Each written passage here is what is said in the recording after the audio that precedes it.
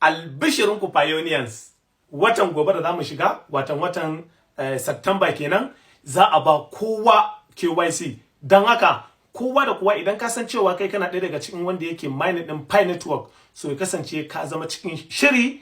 Domin kuwa shiri, idan kun ce na ce shiri, ka kasance a cikin shiri, ka tanadi takaddunka, ma'ana document ɗinka, a misali national ID card, driving license ko kuma international passport, domin wa'annan su ake bukata.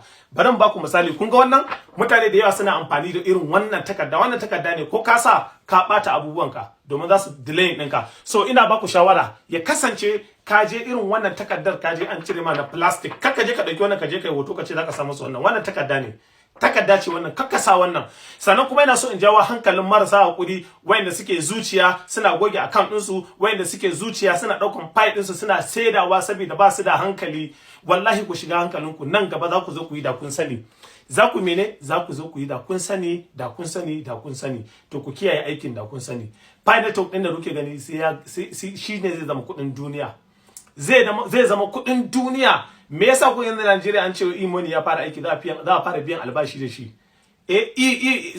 Naira ya fara aiki, za a fara biyan albashi da shi.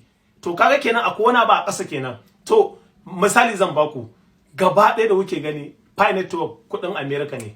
America ita ce shakundum, ita ce take so ta zama super power. Shi yasa yanzu ta bar abin a boye. Ko ga yan China a class ake zama ana karantar da su. Mu yan Najeriya bamu da class. So irin wannan dan bidiyon da muke da kuma group da ake ta nan wadan ake sanar da mutanen mu. Dan haka kai ma ka kasance ka shiga cikin wannan tsarin. Domin bari mu baku misali yanzu.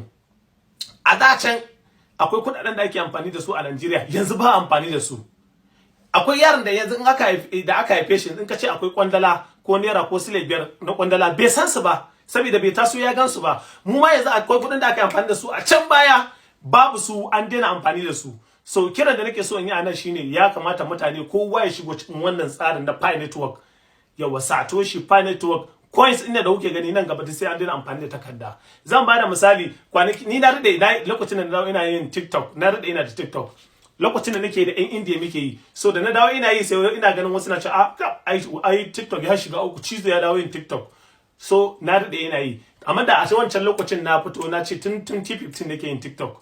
Da na fito na ce wa mutanen arewa ku zo ga wani TikTok, ku zo mu a ringa yi, a daina yin Instagram ko Facebook. Wani zai ce min mahaukaci, amma yanzu fa lokacin shi yayi, gashi nan kowa yana yi. Na daɗe yana yin TikTok, na bada misali da shi ne. Kuɗin da kwandalaye wani waye duk ba amfani da su yanzu, an daina amfani da su. Yaron da aka haife su yanzu ba san su ba. So kowa ya buɗe ga invitation code nan kyauta, kowa ya sa nawa ne, nawa zai